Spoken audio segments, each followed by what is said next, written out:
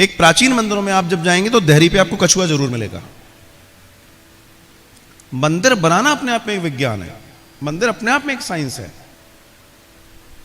जब मंदिर बनाए गए थे, ये बहुत ज्यादा पुरानी बात नहीं है, लेकिन मंदिरों को बनाने के पीछे का सबसे बड़ा दर्शन था। भारत का पहला मंदिर कौन सा है? श्री जगन्नाथ जी मूर्ति के रूप में। भारत में सबसे पहले, इस धरा पर सबसे पहले मूर्ति पूजा किसने की? श्री प्रहलाद जी ने। प्रहलाद जी ने मूर्ति पूजा की आरंभ की। जब मंदिर बनाए गए तो ऋषियों ने इसलिए मंदिर बनाए कि जो सामान्य व्यक्ति, जिसके अंदर उतनी ताकत नहीं है ईश्वर को जानने और समझने की, और आकाश में जो ऊर्जाएं हैं, जो गोविंद की ऊर्जा पूरी ब्रह्मांड में छाई हुई, उस ऊर्जा को नीचे लाया जाए, लोगों का कल्याण किया जाए, तो मंदिर बनाए गए। मंदिर जो बनाए गए तो उनके ऊपर गुंबद बनाए गए। आप प्राचीन सारे मंदिर देखिए, वो आपको ऐसे मिलेंगे, ऐसे नहीं मिलेंगे, ऐसे मिलेंगे, पिरामिडिकल स्ट्रक्चर में मिलेंगे। ऐसे ही होते हैं ना, ऊपर बिल्कुल ऊपर तक गुंबद जाता है, नुकीला हो जाता है, ऐसे ही मिलते हैं। इसके पीछे का विज्ञान है।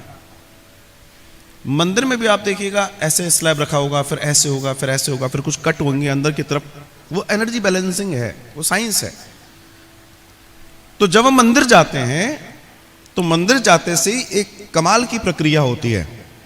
जब हम भगवान के सामने जाते हैं तो हम साइलेंट हो जाते हैं, और अगर जगह मिल जाती है तो हमारी आंखें बंद हो जाती हैं, कोई करता नहीं है, हो जाती है। क्यों? क्योंकि वहां बहुत सघन, बहुत ज्यादा पॉजिटिव ऊर्जा है, सकारात्मक ऊर्जा है। जब हम मंदिर जाते हैं तो जैसे हम एंटर करते हैं, तो एंटर करके जैसे भगवान के पास जाते हैं, तो भगवान के पास जाकर होता यह है कि हमारे अंदर से ऊर्जा बाहर निकलती है, क्योंकि हम उस समय एक अच्छी पवित्र भाव से सोच रहे हैं। तो जब हम पवित्र भाव से सोचते हैं तो हमारे अंदर से ऊर्जा फूटती है। ये ऊर्जा गर्म और ठंडी दोनों होती हैं। गर्म ऊर्जा का मतलब है नकारात्मक ऊर्जा, ठंडी ऊर्जा का मतलब है सकारात्मक ऊर्जा। गर्म ऊर्जा ऐसे ऐसे घूमती है, ठंडी ऊर्जा भी ऐसे ऐसे घूमती है, लेकिन ठंडी ऊर्जा ऐसे ऐसे ऐसे ऐसे घूमती है और गर्म ऊर्जा ऐसे ऐसे ऐसे ऊपर की ओर जाती है।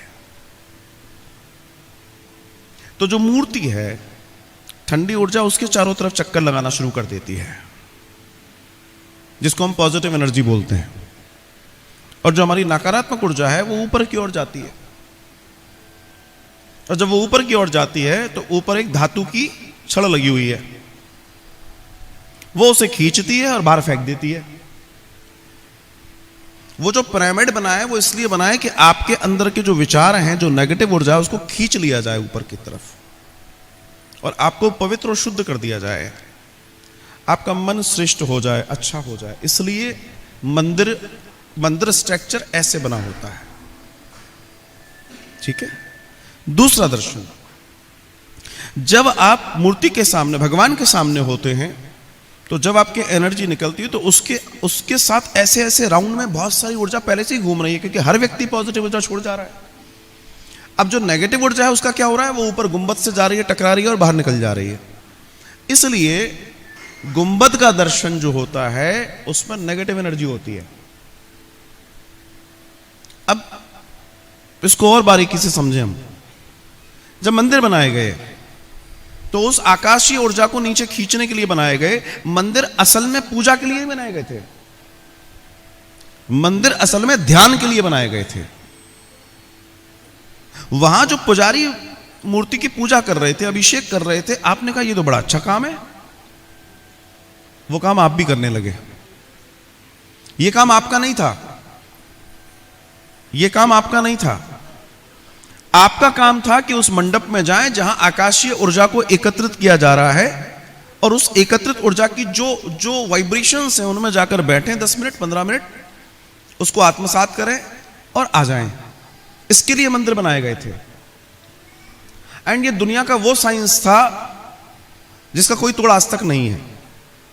क्योंकि जब मंदिर बनता है, जितना ऊंचा मंदिर होता है, ध्यान दीजिएगा, अगर वास्तविक मंदिर स्ट्रक्चर की बात करेंगे, जितना ऊंचा मंदिर होता है उसके 40% नीचे भी होता है, और जो ऊपर से छड़ आ रही है वो नीचे 40% तक जाती है।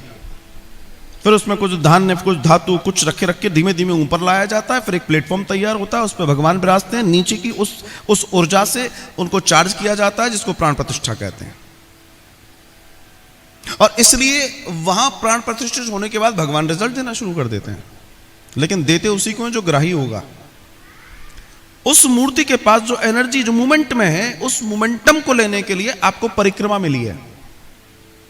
जब आप मंदिर मूर्ति के चारों ओर घूमेंगे तो वो जो पॉजिटिव ऑरा है उसमें आप नहाएंगे, और जो नेगेटिव चीज है वो धीमे धीमे घूम के कहां चली गई?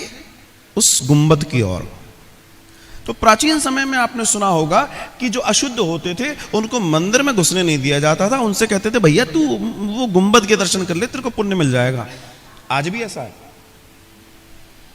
लोग कहते थे कितना गलत किया ब्राह्मणों ने, सीधे यही कहते हैं कितना गलत किया ब्राह्मणों ने, बताओ छूत और ये छुआछूत और ये सब किया।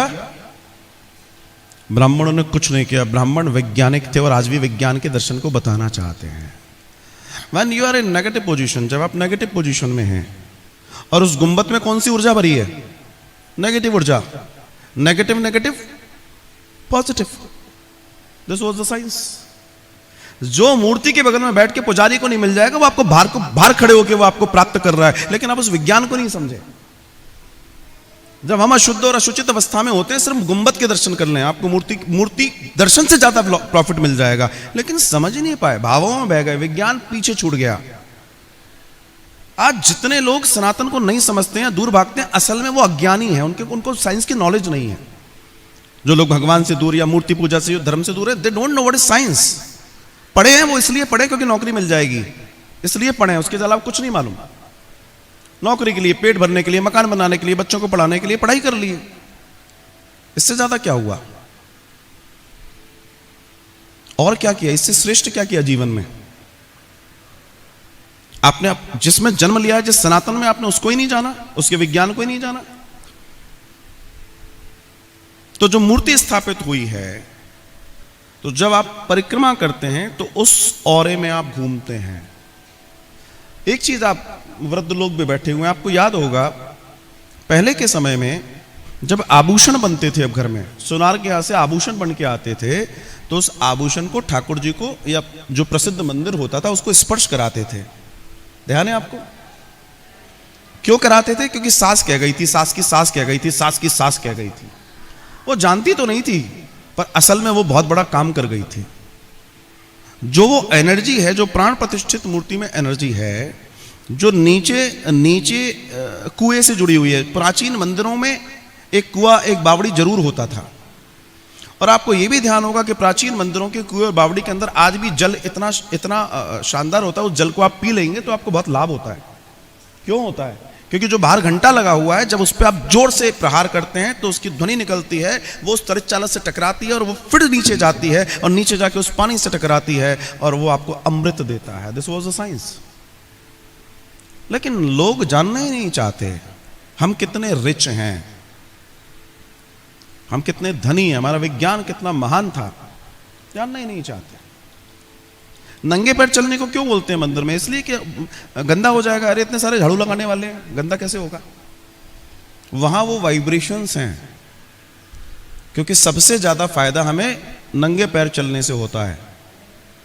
आप यहां बैठे हैं, अगर मैं करेले का जूस आपके पैरों में नीचे रख दूं एक बाउल के अंदर, तो 5 मिनट तब लगेंगे जब आपकी जबान कड़वी हो जाएगी, वो जबान तक पहुंच जाएगा। 5 मिनट लगते हैं सिर्फ। इसलिए जब हम नंगे पैर जाते हैं उस फर्श पर, तो वहां की जो ऊर्जा है वो हमें प्राप्त होती है, हम उसको लेते हैं। लेकिन ये समझना बड़ी बात है। तो मंदिर विज्ञान अपने आप में दुनिया का ऐसा विज्ञान है, मगर वो सिर्फ इसलिए नहीं था कि आप जाओ, पूजा करो, पत्ती फेंक दो, ये फेंक दो, नहीं, इसके लिए नहीं था। आप तो वहां जाओ, उस मंडप में बस बैठो, एक 10-5 मिनट बैठो, आनंद लो और खींच के ले आओ सब कुछ। अब वो ठीक है, जो आप कर रहे हो वो करो, मगर ये करना था असल में तो ये करना था हमें, और हम ये करना भूल गए। तो ये चीजें बहुत बारीक हैं, ये चीजें समझने की हैं। आज जब आप वास्तु में जाते हैं तो बहुत सारे वास्तुविद आपके यहां जाके पिरामिड बनाते हैं। पिरामिड आपके यहां लगाते हैं, वो हमारे यहां ऑलरेडी मंदिर के रूप में बना रखा है। क्या आप वहां जाओ, अपना वास्तु सही कर लो, इसका वास्तु सबसे बड़ा वास्तु ये है, अगर ये ठीक हो गया सब सही हो जाएगा। लेकिन आज की तारीख में किसके पास ध्यान और मेडिटेशन के लिए जगह है? आज की स्थिति तो बड़ी अटपटी हो गई, तो सब शॉर्टकट में जा रहे हैं, और शॉर्टकट कभी भी वो नहीं दे सकता जो मिलना चाहिए।